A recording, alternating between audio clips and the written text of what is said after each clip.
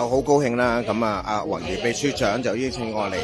建總喺錦上路嘅一個培訓課程，咁啊同一班工友咧共聚呢個5·1嘅勞動節，我又覺得呢個係好溫暖嘅，因為今日5·1勞動節，但係啲工友咧咁樣仍然咧都能夠即係抽時間嚟做一個培訓。咁我諗呢個點係值得我哋打工仔去學習嘅。咁喺呢個咁重要嘅日子，希望再次祝賀香港打工仔勞動節快樂。5·1勞動節咧，我哋翻咗嚟錦上路嘅工藝交流中心，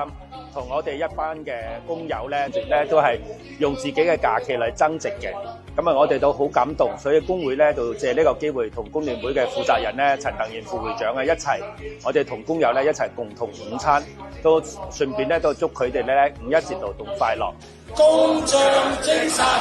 匠心匠魂，匠技匠行，工運傳承，開拓創新。香港建造業總工會40周年生日快樂！5·1勞動節。